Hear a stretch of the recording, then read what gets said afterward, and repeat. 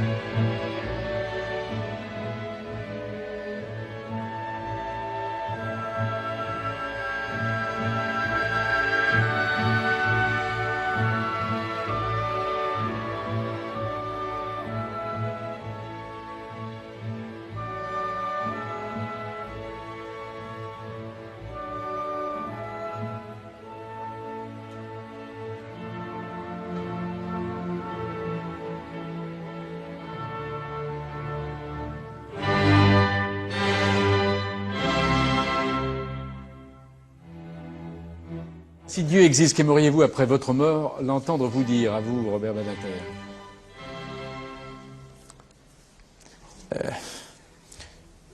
Tu as fait ce que tu as pu. Entre.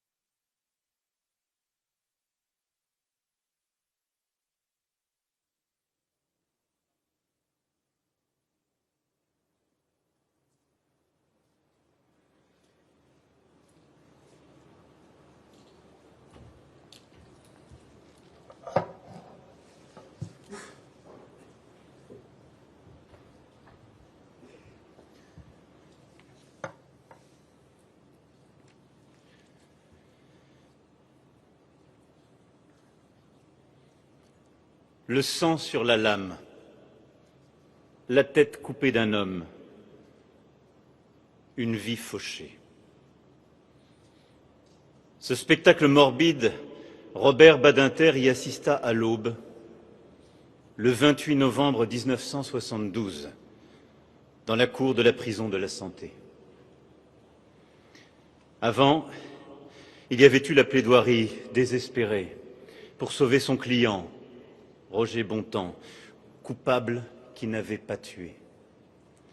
Le procès perdu à Troyes, la grâce sollicitée en vain, les visites chaque matin dans la cellule, les derniers jours d'un condamné. Avant, il y avait eu ce dilemme insoutenable, qui des deux condamnés, Buffet ou Bontemps, exécutés en premier? Ce sera Bontemps, avaient statué leurs avocats, car Bontemps a encore un peu d'espoir. Mieux vaut qu'il parte d'abord. Après, il n'y avait plus rien que la nuit. L'odeur de sang, les visages des bourreaux, la mort. La mort sans recours, une vie tombée parce que la justice, alors, tuée. Son mentor, Maître Torres, l'avait prévenu jadis, « Tu deviendras vraiment un avocat après ta première mort de condamné. » Ce matin-là, à la Santé, c'est un couperet qui tranche aussi le destin de Robert Badinter. Avant ce matin-là, il était un partisan de l'abolition de la peine de mort. De ce jour, il en sera un combattant. Une idée simple gouverna désormais la vie de Robert Badinter. Pour ne pas perdre foi en l'homme, il ne faut pas tuer les hommes, fussent-ils les pires coupables. Il était devenu avocat par amour du droit et pour gagner sa vie, il sera l'avocat pour toujours de cette cause, l'abolition. Janvier 1977. Retour à Troyes, dans la même cour d'assises où furent jugés Buffet et Bontemps. Cri de la foule qui demande la mort de Patrick Henry, cet assassin d'enfants. Cri de la foule qui demande la mort de Robert Badinter, cet avocat des assassins. Les morts vous écoutent, répétait Robert Badinter. Et le fantôme de Bontemps l'écoutait. Les morts étaient sa conscience, mémoire d'outre-tombe dont il redoutait le jugement. À la barre, lui qui aimait et écrivait le théâtre ne jouait pas un rôle. Il était une âme qui crie, une force qui vit et arrache la vie aux mains de la mort. « Si vous tuez Patrick Henry, lança-t-il au juré dont il cherchait le regard, alors votre justice est injuste. » Le combat contre la mort devint sa raison d'être. Après Patrick Henry, Robert Badinter sauva la tête de 5 autres condamnés.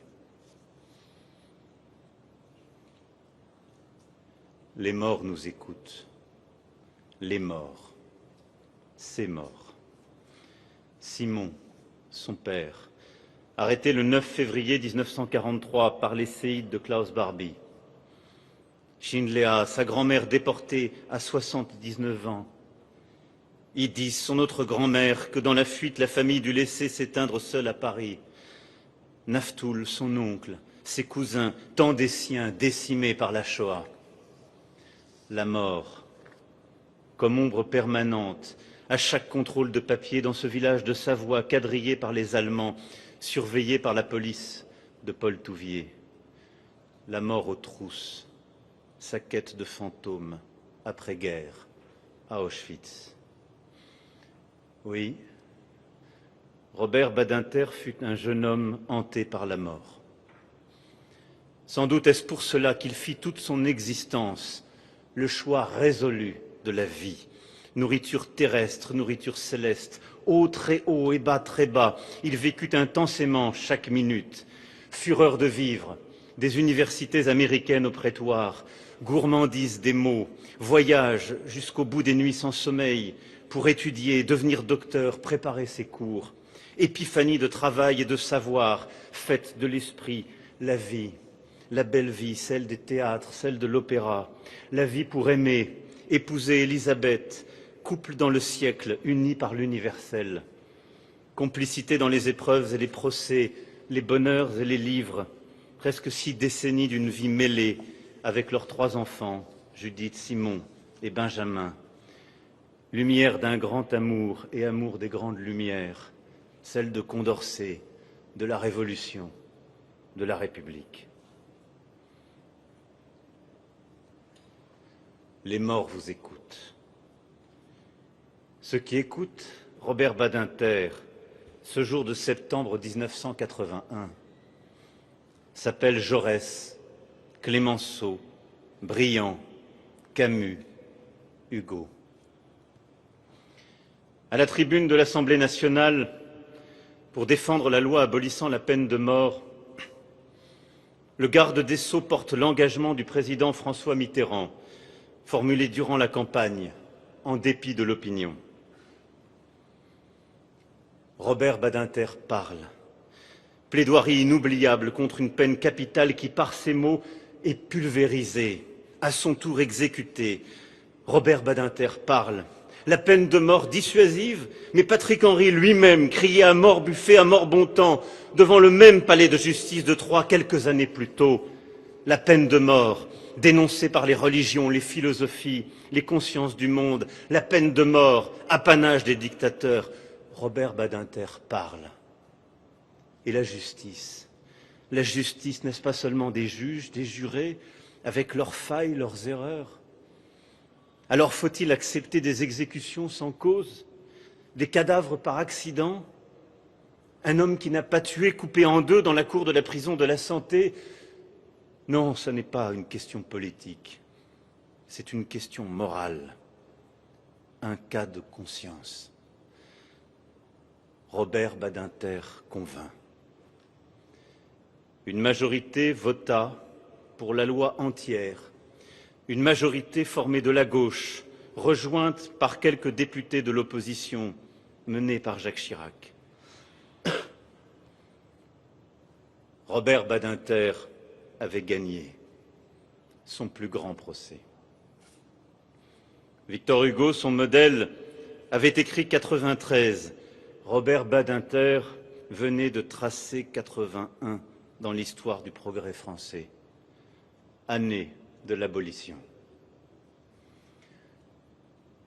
Cela suffisait-il? Non. Il fallait encore rendre la justice plus humaine et l'humanité plus juste. Poursuivre l'œuvre d'émancipation et de fraternité promue par Condorcet. Chasser les terribles démons de l'arbitraire qui tuèrent Condorcet et tant d'autres après lui. Derrière chacun, réprouvé, condamné, oublié. Le garde des Sceaux voulait toujours voir une vie. Simplement, irréductiblement. Vie des homosexuels, discriminés, dont Robert Badinter mit fin à l'opprobre légal. Vie brisée des victimes, dont il se soucia plus que tout autre avant lui. Vie citoyenne avec ses droits inaltérables. Il supprima les tribunaux d'exception et il ajouta un recours, celui de la Cour européenne des droits de l'homme, aux armes de liberté des justiciables français. Vie des détenus, car pour lui existait un droit qu'aucune loi ne pouvait entamer, aucune sentence retrancher, le droit de devenir meilleur, même en prison, même coupable. La vie, sa vie menacée, son honneur bafoué, parce qu'il fut pendant 5 ans le ministre le plus attaqué de France, cible d'une haine dont l'écho résonne encore dans cette place Vendôme. Mes chers compatriotes, tout à l'heure, vous l'avez applaudi, dans cette même place où alors des voix de haine s'élevaient pour l'attaquer en raison de cette abolition. La vie, cette vie sacrée, garantie par l'état de droit, par les lois fondamentales de la République, cette primauté de la personne humaine, inscrite dans une décision du Conseil constitutionnel qu'il présida et dont il était spécialement fier. Vie d'étude et de sagesse à la tête de cette institution, vie vouée à défendre la dignité de chacun et l'unité de la République jusqu'au banc du palais du Luxembourg. Protéger les vies, et qu'importent les frontières, vie brisée par les fers de l'histoire, arrachée par des assassins qu'il voulait voir jugés dans les cours internationales, vie au-delà de la France, sa patrie, lui qui aida tant de pays européens sortis de la dictature ou de la guerre à inventer leur constitution. Oui, Robert Badinter avait choisi la vie heureuse, la vie en République. Souvenir des rêves de ses parents, juifs de Bessarabie, pour qui la France se disait avec les mots de Zola et les paroles de la Marseillaise. Souvenir des vies héroïques de ces habitants de Cognin en Savoie qui savaient que les Badinter réfugiés là étaient juifs et ne dirent rien aux Allemands. Robert Badinter, la République fait homme. La vie contre la mort. Cette vie portée jusqu'à son dernier souffle. Cet élan de colère qui fustigeait le négationniste le traitant, lui, l'avocat, sur les bancs des accusés en mars 2017. Cette vie, la sienne, qui en changea tant d'autres, qui en inspira tant d'autres, qui en éclaira tant d'autres, lucides sur la chance qu'ils eurent de croiser un jour ce géant du siècle. Et à mon tour, je mesure cette chance. La vie plus sombre, depuis vendredi matin, pour nous tous, et pour les Français pleurant aujourd'hui sa force de colère, sa force de lumière qui nous grandissait tous. Les morts nous écoutent. Oui, les morts nous écoutent. Robert Badinter, vous nous écoutez désormais et vous nous regardez. Conscience morale que rien n'efface, pas même la mort, que le chagrin élève au rang d'exigence. Et vous nous quittez au moment où vos vieux adversaires, l'oubli et la haine, semblent comme s'avancer à nouveau. Où vos idéaux, nos idéaux sont menacés. L'universel qui fait toutes les vies égales, l'état de droit qui protège les vies libres, la mémoire qui se souvient de toutes les vies. Alors nous faisons aujourd'hui le serment, je fais le serment, d'être fidèle à votre enseignement et votre engagement. Fidèle. Et vous pourrez écouter nos voix couvrir celles des antisémites, des négationnistes, comme votre voix couvrait la leur, les réduisait au silence. Fidèle. Et vous pourrez écouter des audiences, des plaidoiries, des lectures de jugement, cœur vibrant de l'état de droit si souvent remis en cause au moment où vous partez, fidèle, pour que vous puissiez écouter un jour quand le Parlement du dernier pays pratiquant la peine de mort dira « elle est abolie », mettant le point final à notre combat désormais universel, nous serons fidèles. Pour ceux qui ont été tués, pour ceux qui n'avaient pas tué, pour tous vos morts et pour ceux qu'il faut sauver. Pour Simon, pour Idis, pour Shinléa, pour Naftoul, nous serons fidèles.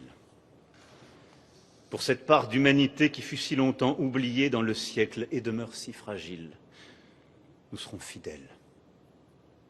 Car c'est vous qui aujourd'hui, parmi la foule, nous êtes fidèles. Vigie, aux sourcils broussailleux, fendus d'un sourire soudain, vibrant d'indignation et d'une colère juste quand sont attaqués les principes universels, vous nous restez fidèles. Comme vous l'étiez chaque année, en silence, homme parmi les hommes, rue Sainte-Catherine à Lyon, pour commémorer la rafle où fut enlevé votre père un 9 février. Encore. Vous êtes là, aujourd'hui, parmi nous. Les lois de la vie et de la mort comme suspendues, vaincues, abolies. Alors s'ouvre le temps de la reconnaissance de la nation. Aussi votre nom devra s'inscrire aux côtés de ceux qui ont tant fait pour le progrès humain et pour la France, et vous attendent au Panthéon. Vive la République, vive la France.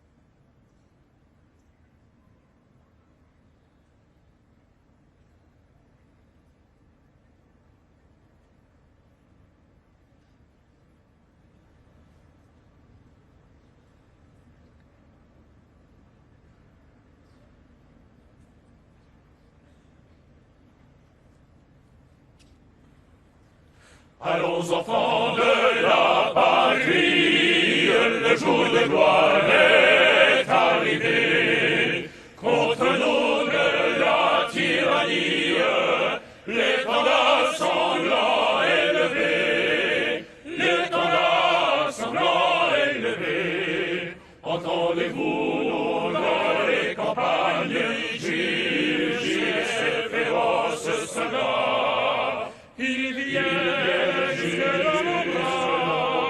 égorger nos fils, nos compagnes, aux armes citoyens, armés au bataillon, marchons, marchons, marchons. Marchons